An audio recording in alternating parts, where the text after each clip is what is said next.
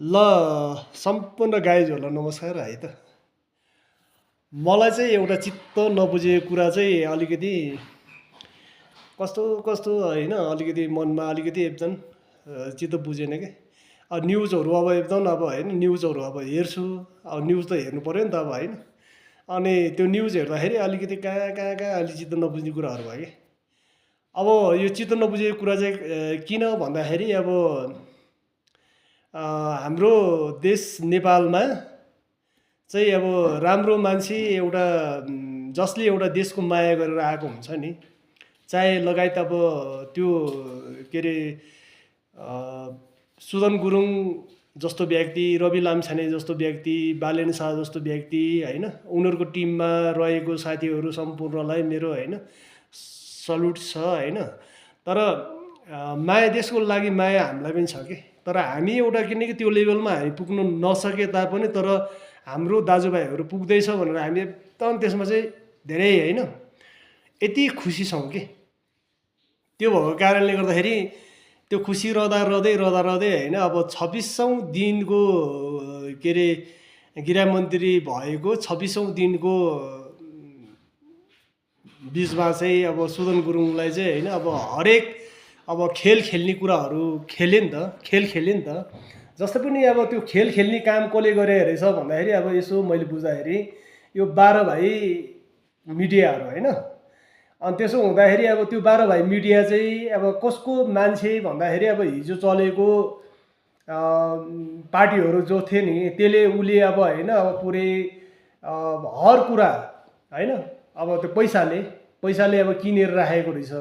त्यसो भएपछि अब उसको त अब रोजीरोटी खोसिसकेपछि अब त्यो के अरे अब सुदन गुरुङले त अब भोलि अब होइन भ्रष्टाचारी मेनलाई अब जेल हाल्दैछ। अनि भोलि गएर उनीहरू पनि अब त्यसमा मुछिएर अब त्यसमा त तानिन्छ नि त। अब त्यसो हुँदाखेरि अब मिडियाले पनि अब एकदम गलत के अरे समाचारहरू देश विदेशमा फैलाइरहेछ। अहिले पनि यो नराम्रो एकदम फैलाइरहेछ। त्यो भएको कारणले गर्दाखेरि अब यो मिडियालाई पनि एउटा किनकि सुदन गुरुङले भनेको थियो अब मिडिया पनि एउटा चाहिँदो तरिकाले चल्नु पर्यो, चाहिँदो हिसाबले चाहिँ जानु पर्यो। अनि मिडियालाई पनि अब होइन अब अनैतिक अब व्यवहारमा चाहिँ चलेर अब त्यस्तै आफ्नो मन लागि जे गर्छ अनि त्यहाँदेखि जे पाए अब त्यो आफ्नो खुसीले अब होइन पोस्ट गर्ने, दुनियाँ दिवाना गर्ने होइन। त्यो त हिजोको दिनहरूमा काङ्ग्रेस एमाले माओवादीको कार्यकालमा त्यस्तो अब सबै मन परी लापरवाही गर्नु लगाएको थियो नि त मिडियालाई पनि।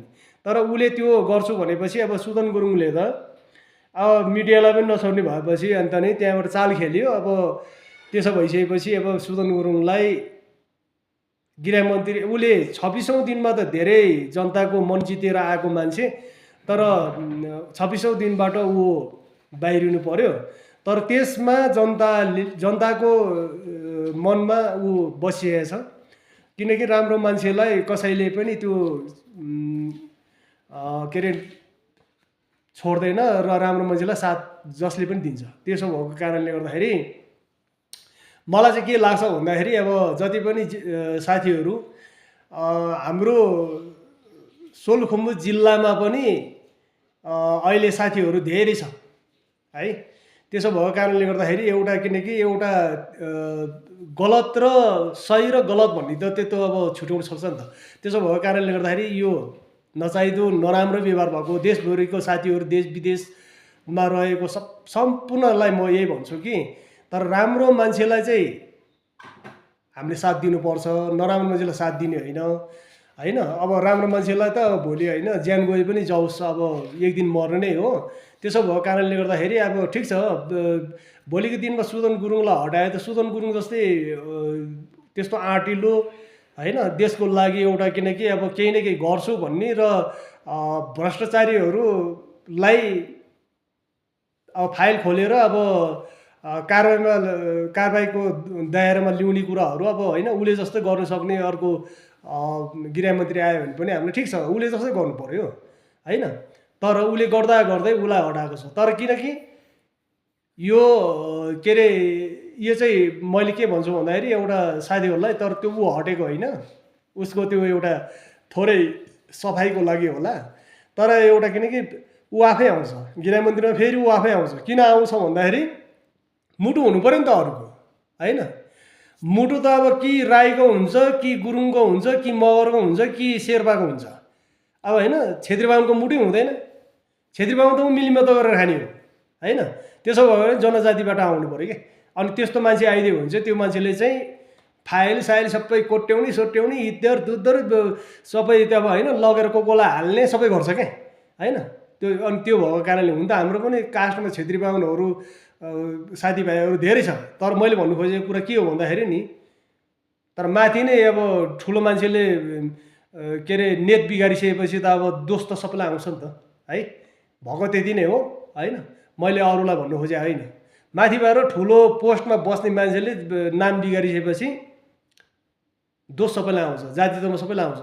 सुदन गुरुङले भोलि एउटा नराम्रो काम गर्यो भने, फटा गर्यो भने गुरुङको नाम बिग्रिन्छ। मगरले एउटा नराम्रो काम गर्यो भने मगरको त्यो नाम बिग्रिँदै जान्छ। राईले नराम्रो काम गर्दै गयो भने राईको नाम बिग्रिँदै जान्छ। त्यो जातित्वमा एउटा धक्का पर्छ के। त्यसो भएको कारणले गर्दाखेरि मैले एउटा किन काम गरौँ सही सलामतले, होइन? यो देशलाई माया गरौँ र यो देशदेखि लिएर अन्त नि यो होइन हामी जस्तो गरिब दुखीलाई हेर्ने मान्छे आउनु पऱ्यो कि। अनि त्यस्तो मान्छे चाहियो हामीलाई, होइन? हामीलाई यति दुःख छ। अनि हामीलाई कर ट्याक्सदेखि लिएर दुनियाँ दिवाना अब भइ नभई, होइन? कतिपयले त के अरे चोयाको काम गरेको छ बिचरा मालिङ्गा गरेर मेरो आँखाले देखेको छु। अनि उहाँ के अरे चित्र बुनेको छ, डोको बुनेको छ, फुचेल बुनेको छ, बेचेको छ। उसले पनि दुनियाँ दिवाना काम गर्दाखेरि उसले पनि ट्याक्स दिनु परेको छ। त्यो कुराहरू हामीले हेर्ने कि नहेर्ने, होइन? त्यसलाई एउटा प्राथमिकता दिएर जानुपर्छ। त्यसो भएपछि अनि बल्ल देशले कोल्टी फेर्छ क्या।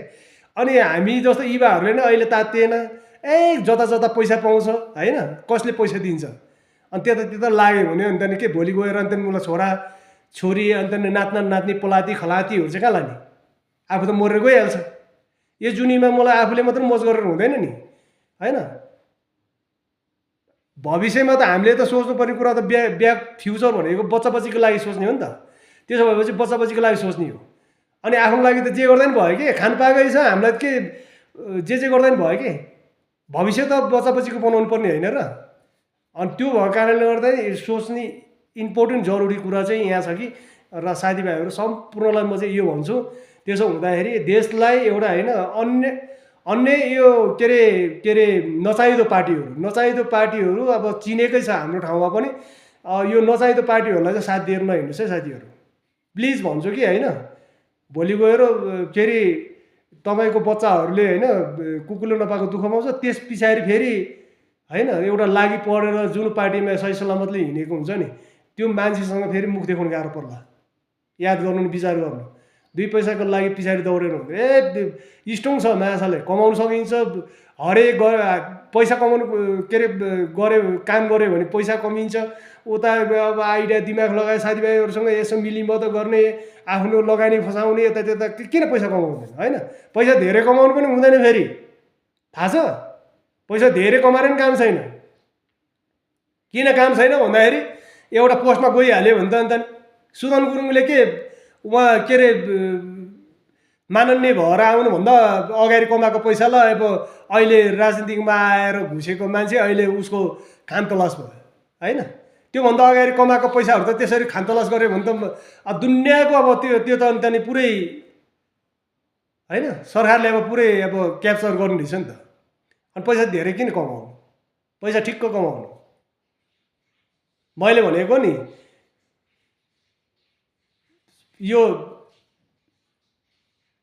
छेनमेन भनेको चाहिँ सबैलाई हुन्छ, है? सम्पत्ति शुद्धिकरण भनेको सबैलाई हुन्छ, एउटालाई मात्रै होइन। त्यसो भएपछि अब यही पाराले गयो भने त नि अब त्यो धेरै साथीहरू लोभिएर सम्पत्ति धेरै नकमाइ नि हुन्छ। कहाँबाट ल्याइस् आइसुरो देखाउनु पर्ने रे, दुनियाँ दिवाना रे। सुदनलाई बिचरा एउटा सेयर किनेको 25 लाखको सेयर किन्दाखेरि अन्त नि जब अहिले त्यत्रो 12 भाइ मिडिया लागेर चाहिँ अब मिडियाले अब होइन त्यो गरे। मिडिया कसको थियो त्यो कुरालाई विचार गर्नु क्या साथीहरू, है? त्यसो भन्दै म चाहिँ यो 2 प्रश्नहरू चाहिँ यहाँनिर राखेँ, होइन? अलिकति चित्त नबुझेको हिसाबले मैले नि केही प्रस्तावहरू राख्नु पऱ्यो भनेर मैले एउटा सबैलाई एउटा सम्झाउने एउटा जानकारी म हुन त सम्झाउनु बुझाउनु त्यति क्यापेसिटी खुबी भएको मान्छे त होइन, तैपनि एउटा आफूले जति जाने त्यति भनिदिएँ है त। माइन्ड नगर्नु होला, यो कुराहरूलाई चाहिँ अलिकति ध्यान तपाईँहरूले पनि ध्यान दियो भने राम्रो हुन्छ होइन। यो सबैको लागि है त हजुरहरू। ओके, गुड नाइट ल।